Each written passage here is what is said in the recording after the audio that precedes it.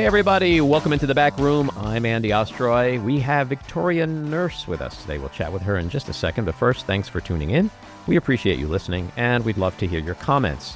So email us at backroomandy@gmail.com and or post on our social media, and we'll read some feedback next time. And if you like the podcast, please rate and review and follow or subscribe, and you'll be notified every time we post a new episode. So, Victoria Nourse is the Whitworth Professor of Law at Georgetown University. She teaches and writes about Congress and the separation of powers. She has worked in the White House for former Vice President Joe Biden as his chief counsel, and in the Congress, Department of Justice, and in private practice. Victoria, welcome into the back room. I'm so delighted to be here, Andy. So, you've got a lot of experience in a lot of areas, and I want to talk about how that relates to a lot of what we're seeing right now. I want to start off with just more of a macro observation. So we have the separation of powers, checks and balances, co-equal branches of government, advice and consent, power of the purse. In terms of how America is governed today, for the most part, those are all just romantic memories of the past now, aren't they? Well, not quite so fast. Mm-hmm. The structure of our system is very different, and it's very stable. That's why we've had the longest living constitution in America. It's very different from what happens in Europe, but there are vices to it. I'm well aware of those. But one of the problems here is that Congress has given away a lot of its power, and you've just seen this recently. Tim Kaine and Rand Paul stood up to try to prevent the tariffs against Canada. Why? Because Congress had given the president a lot of power. Now, he's also taken a lot of it. I mean, he's claiming an emergency that, in my view, does not exist. That's being challenged in court as well. The lawsuits are coming fast and furious. But Congress did stand up. And I think that the more you're seeing things like Cory Booker's speech, which was, for those of us who've been on the Senate floor as lawyers, an amazing feat. It energized a number of people. My student ran into the class with he said, I wrote one of those books and I got to help Senator Booker. It was like exciting. And then I, took him down to my class and had him talk about it because it is a really extraordinary experience when you have the privilege, as I have, to work in the Senate as a lawyer, for a guy named Biden, who legislated a lot. But one of our problems is they've given away a lot of power. And both Rand Paul said, I'm not for national emergencies. He's a libertarian. Where are those libertarians, after all? There's a lot of law going on here. Why did they give away that power? Because it's really important for us to understand why they gave it away if we're ever going to understand how they can take it back. Well, two reasons. One, they thought that it wouldn't matter. So they thought, well, in this case, they thought it really would take a national emergency. So like a war, a real war, not a imaginary war. And so some of these statutes are very old. They're like World War II statutes, like Korea era statutes, Korean War era statutes. So they imagined faithful presidents would in fact follow the law. But the other thing is some of this is kind of inside baseball or really old. I mean, there's a trend here where the administration is bringing up ancient statutes. They did this with abortion. They've done this, they may do it with abortion. They're doing it with sending the people over to Venezuela. Mm-hmm. And again, no lawyer would have thought that would happen. Why? The last time we used that was to intern the Japanese. And there's not a single conservative lawyer in the law schools in America who would say we want to repeat that. So we all thought those statutes were dead. We thought those authorities were dead. So one piece is Congress gave it away in a reasonable time. Or they assumed certain things that aren't true, and they didn't go back to revisit it because there was no need. And two, some people are taking advantage of these old ancient statutes for which everybody thought were dead. But how much does fear of the base play into that too? Well, all politics is local, and the only way you understand our structure is to understand that the thing that it did was it separated out constituencies in different ways. So it's not so much the Constitution says, we've got districts, you've got states, and all of that kind of stuff. But ultimately, it is to the people that you have to look to get people upset. Right now, What's happened is a lot of people are upset. My sister, for the first time in her life, has spent every day of the last 2 months calling her members of Congress. Um, I think the political parties are in a period of what I call realignment. I'm not a political scientist. But I think they're in a period where, so you see the Republican Party embracing different kinds of issues than are traditionally Republican. MAGA Republican is very different than my mother, who was a traditional, social liberal, but a fiscal conservative. She was a Minnesota Republican, right? That's very different than today. And the same thing's going to happen to the Democratic Party, in my view, because the issues that they ran on failed. They failed to focus on prosperity, the working class, and safety in a way that every candidate has to. They have to get back to basics. We had assumed a lot of things about voters that may not have been true.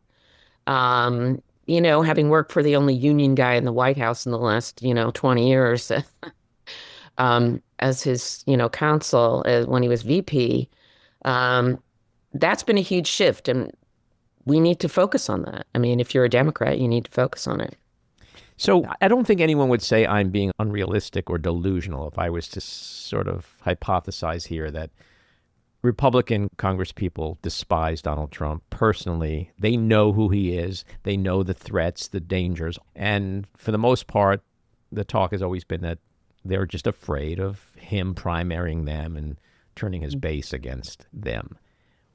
With the town hall uprisings we've been seeing, with these tariffs and the crashing stock market, people's retirement savings are being decimated. People are angry. His people are starting to become angry. Do you see that there could be an inflection point at some point soon where they start to feel more emboldened to go against him when they think that they may have some of his base on their side now? Absolutely. I mean, unfortunately, I've always said this, it's going to take a very widespread shock to a lot of America. It's going to be very painful before it gets better. People are going to have to feel it on the kitchen table issues, as they say in Washington, is you try to imagine, what does someone worry about at the kitchen table? Mm-hmm. Can they pay their bills? Can they educate their kids in college? Can they pay down their student loans? Can they pay their mortgage? And can they get food and eggs and all of the rest, right? So that is when, and that is the silver lining here. It's not just that the stock market is crashing. It's that this is much bigger than the American economy. So the fear here is not only that we're going into a recession, but this will prompt a worldwide recession, which he has no control over once he unleashes it. And that he will not do anything because he'll have to double down, because that is his way. You criticize him, he just doubles down on what his former claims were. And so it will take a while for the pain to be spread broadly beyond, say, the people, who work in law firms, who have 401ks who've lost 10% in 2 days or whatever. It's going to have to get to the point where they see the prices rising at Costco, and gas prices are going down, so that lends people to have one sense. That's one of their emotional barometers. But there's also the idea that but once they see other kinds of prices or businesses going out of business, which some people predict will happen to a lot of small businesses because they simply don't have the suppliers. Mm-hmm. All of their suppliers were from China. And it's very hard for them to get new. They just are not made in the United States. The products are not made in the United States. So you can't just get them here tomorrow. You can't even get them here a year from now, potentially. So once they start seeing mom and pops go under, and the prices are rising at the big box stores, then people are going to go, okay, there's something crazy here. That will be combined with all the other effects, because this is a perfect storm, because the base includes veterans, and veterans have been hit very hard by this administration already. The VA is near and dear to their hearts. They're already making strange changes. I mean, changes that are not within the normal. My husband works in the military side of the State Department, the normal DOD kind of chain of command. They seem to be very ideological, which is not how the military operates. You mean there's What? something wrong with Laura Loomer making policy decisions right now on national security? I had never heard of this individual, but man, it just gets loonier every day. Just when you think you can't get any loonier with Donald Trump, he manages somehow to wake up and find a new way. Well, sometimes I wonder whether he does it intentionally to get you off the real news, because that way you won't focus on the economic. There were a number of Republicans and CNBC, and, there's JP Morgan Chase saying there's a 60% chance of a recession. There's a lot of Hmm. bad economic news out Yeah. there. You are a law professor at Georgetown. Uh, Mhm. Donald Trump is attacking not just lawyers and judges, but the major law firms. So many of them have Mhm. capitulated. There's obeyance in advance taking place right now. What is the mood of your students as they look to their Mm. future and say to themselves, what am I doing maybe here? Like, is this just not the profession it used to be? Well, it has been very, very uncertain, quite chaotic. Because the Georgetown has about 8 to 10% who typically go into the federal government or public service. We are a big law school, so we have a top business, and people don't know this about us, but we have a top business and like number two tax department in the country. So we actually get a lot of big law candidates. Most of our students go into big law. But the first chaos was the government because they shut down. So people who had already had, honors program at Justice or whatever, no, we don't have that anymore. Mm. These are our top students who want to go in the Justice Department where I once worked. And it's great training. It's training for the best lawyers. They often go back to firms and then, make some money. But it's also great public service oriented folks. So that was the first tranche of terror for the Hmm. students. And so a number of us who are professors, well, these are qualified students. If you can get in the honors program of the Justice Department, you can get a. So I had one student, well, so should I go to Sullivan and Cromwell, which is a very high level white shoe firm? He was immediately snatched up. So, didn't take too many. For us, we were like, okay, we can fix that. We can make the phone call or, they'll be able to fix it themselves. Because frankly, the Supreme Court and Trump are making this. The market for lawyers is huge right now. There's a lot of churn in law and business law, and this Supreme Court, as well, is a gift to lawyers because it's changed the method by which you do almost all law So in is the there last 5 years. like a general enthusiasm in the face of these attacks, more so than there might be fear and disappointment among students? Like, are they seeing this as another reason that I need to become a lawyer and fight for Some of them justice? are, I Yeah. think, and I think it's probably more Georgetown-esque than some other law schools. Hmm. Uh, Number one, we're larger than Harvard. I mean, there's strength in numbers, right? Um, there also tend to be students who've had some. We prefer public service before you get into law school. They've been out there in the world, seen it because it's our Jesuit tradition of service to others, and so they're a little bit older. They're a little bit more balanced. But also, what's interesting is they're mobilizing. They have power in the market. So because we need lawyers, they are mobilizing and developing spreadsheets about which law firms have done X and which have done Y. And it's interesting. And, they ask me what I should do and what they should do. And I do encourage them to see this as a great moment to be a lawyer. But A great you're moment to saying that build they're looking at, like, don't go to Paul Weiss, go to Williams and Connolly, or like that kind of assessment. that kind. And I have to say, I'm so sorry because I started at Paul Weiss and Arthur Lyman was my great mentor. And I'm very sad. I know Brad and I know why he did it, what he did. But, law firms are businesses. I don't begrudge them that. But I think the political dynamic of that, and that is my expertise today, not when I worked there. I was a tax lawyer of all things when I left. But the political dynamics are something I don't think that were anticipated because once one starts, you get another and another and another. Hmm. And, but there are others who are standing up. And it depends to some extent on their client base. And it is a business decision. I don't think that the students should be naive about big law. On the other hand, so these students are wanted. They're in the T14.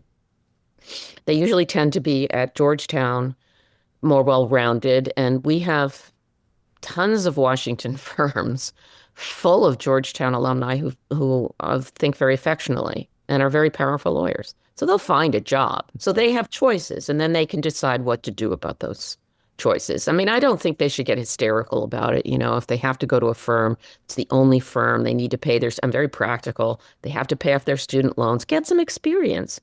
I worked for a Republican, Ed Meese was the attorney general so long Wow. ago when I was a 20-something lawyer in arguing appellate cases for the Justice Department. I got more experience in a year and a half that I was there. I argued 12 appellate cases. Lots of partners never argue that many in 20 years. So I don't begrudge people going to a place where they can get experience. And I don't think it will hurt them. I don't think they should make grandstands. On the other hand, if they want to be energetic, there are plenty of pro-democracy groups out there litigating, small firms litigating. They need people too. So the students will make their choice. And this is a time for them to think about, the moral choices in practice, because there are moral choices in practice. How far are you willing to go when your boss tells you to go do X, Y, or Z? And they need to learn that. So I'm working with a group of lawyers called Lawyers to Protect Democracy, and much of their focus has been on ethics and the fact that from the prior Trump administration, a number of people have been disbarred because they actually committed fraud. It isn't simply misstating the law, it's committing fraud. Mm-hmm. And that's an important lesson. And this is why, crises are opportunities. It's an important lesson. People don't love lawyers in America. I know that. I apologize for being a law professor. I just say, look, we need better lawyers, smarter lawyers, rather than fewer lawyers. So in any event, we need fewer, smarter lawyers. One of the things I try to do on this podcast is to certainly point out the challenges and the negatives that we're experiencing right now, but more importantly, focus on the opportunities and the victories and the path forward, because we have to all believe that we're going to get out of this mess at some point. So you mentioned before court cases. I think there's 160 or more cases. Donald Trump and Trump 2.0 have lost virtually every single one of them. And that is a critical check that, especially as Congress prostrates itself in fealty to Trump, it's a critical check on the executive branch. Do you think that check right now is enough, and will it hold to help preserve our democracy? I think it will hold. I agree with Judge Ludick, who was, she decided a case against something I cared a lot about many years ago, the Violence Against Women Act that I wrote for Joe Biden. But he has said he thinks the law will hold. I've seen the arguments that are being made. There's a couple cases that are going to the court right now that Trump may win because they're challenging things that the court has already signaled that they might be their own theory, which I disagree with, but their theory suggests that they might address. But I think the court has also been chastened. Just some inside, the Beltway, inside legal academia. These justices go back to Yale and Harvard, and they hear about their decisions, and they had no idea the immunity case would be such a big deal to so many people. And I don't know why. I think they're hermetically sealed in a little Federalist Society bubble. But I think that you can hear it in some of the oral arguments now. And I think that they have also, justices learn. I once had the pleasure, just in a classroom, to debate Justice Barrett at Northwestern when I was a distinguished professor there and visiting professor there. And, she's a brilliant lawyer. And she's also quite independent and more independent than most people thought. I mean, I wrote an op-ed against her because I just don't think that this originalism, it was kind of bought by the Federalist Society. I don't believe it actually is something that is historical. I think they made it up. And they're not clear on its limits. And my big objection was the unitary executive, which has given the president way too much power, because I've studied the separation of powers for 30 years. And, that might make political sense if you want to buy a legal theory because the Republicans were able, through the Electoral College, to win the presidency easier than the Congress. I mean, that's the cynical view. But I've never been, I've been worried about that. And so I wrote an op-ed against her. But it doesn't surprise me that she would actually not kowtow to a president that she did not believe was morally upright. She very much believes in her religion in a very serious way, as opposed to a performative way. After all, she does have 7 children. My God, who might you be referring to? Yeah, I know. So Must be 2 Corinthians. Yeah, I know. So it's not surprising that she has, tried to stick to the Scalia mantle, and not everything that the current court does they've actually gone right in some cases relative to Scalia. So I think, and I know that the Chief and Justice Kavanaugh don't want to see their legacy go down upholding cases. I mean, they've all, years ago, the Korematsu case, which is about this Alien Enemies Act that is now being used, they all revile the court's unwillingness to second guess the president on Korematsu. They all believe that decision was incorrect. They don't want to go down that road now. So I actually see, when you see the court from, the newspaper, you think, well, they're always going to just vote Republican. That's not how I see the court at all. My hair is on fire, and I'm writing a book called Backward about this whole theory they have, which I think is, well, it's kind of invented history, but I think it also, it's dangerous. And Trump has shown why it's dangerous. But, I think they also understand what's going on. These are very smart people. They know a lot of elite Republicans. And so they're not going to be, I think they gave him more of what's called a presumption of regularity in the law, where you give the president a wide berth.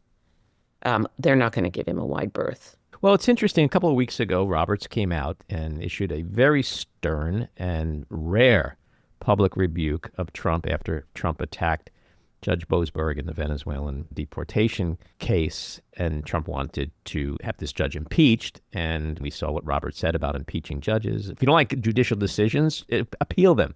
But when I saw that, though, I saw Roberts saying, I see what you're doing here, Mr. President.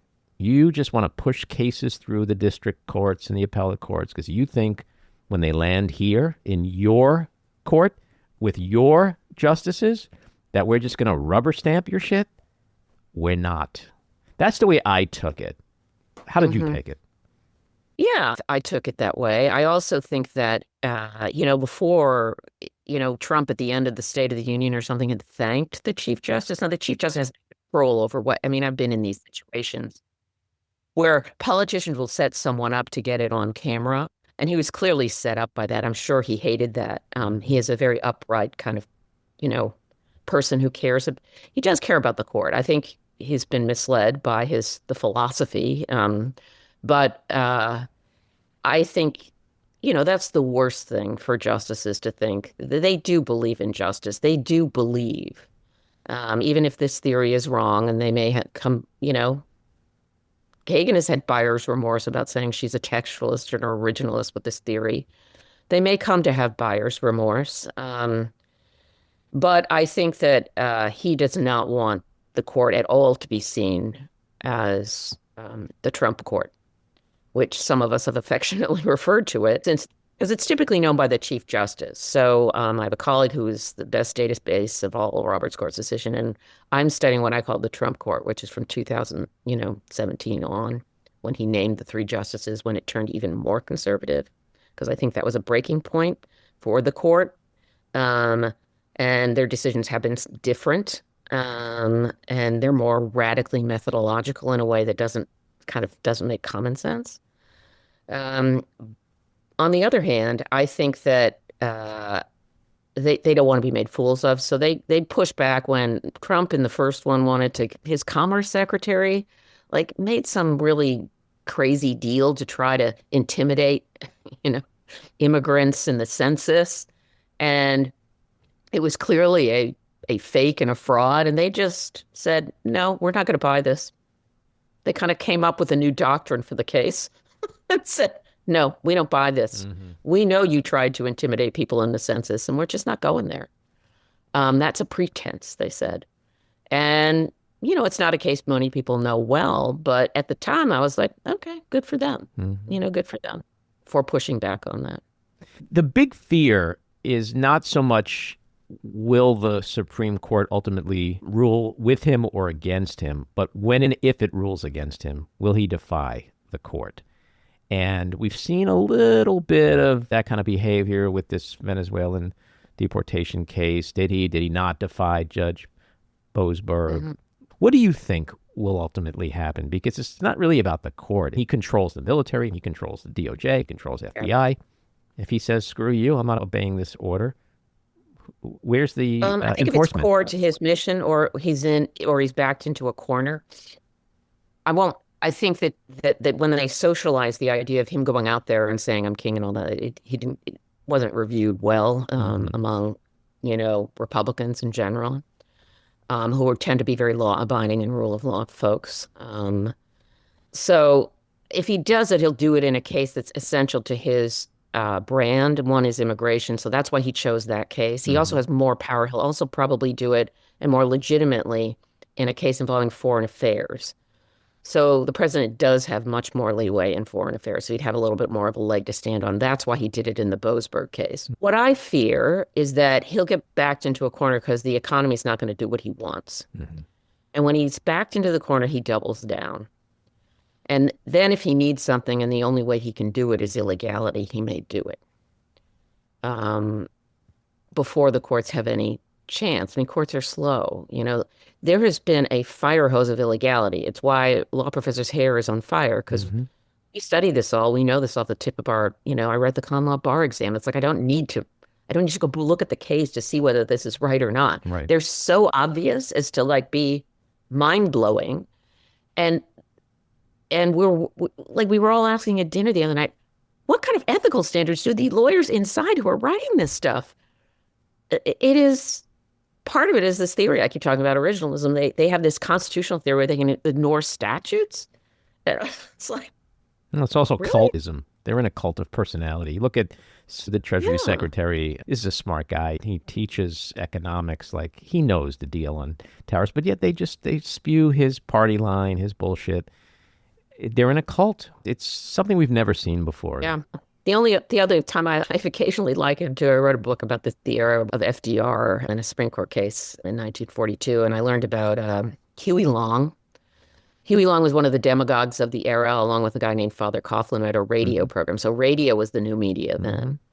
But Huey Long, who was a demagogue, and we all agree it was a demagogue, had a share the wealth program, and all it meant was share the wealth with Huey Long. And ultimately he died, so he never became a threat. And people voted for FDR to solve things, and it worked out. But I do fear the power of the demagogue in the internet age. Yeah. It's become much more of a reality. Well, we're already seeing how that can play out. Victoria, thanks so much for coming on. Great conversation. Do come back soon. Well, thank you. And please keep cheering people up. I'm trying. They call me Optimistic Andy. That's my nickname. I love it. Take care. This episode of The Back Room was edited and produced by me, Andy Ostroy. It was co-edited and co-produced by Matty Rosenberg and co-produced by Jen Hammoud. Our theme song was composed by Andrew Hollander, and our logo was designed by Cricket Lengyel. And special thanks to Patricia Wind. Please take a moment to rate and review the podcast, and also follow or subscribe. Until next time, keep your eyes on Washington, Hollywood, and your own backyards, and have a great week.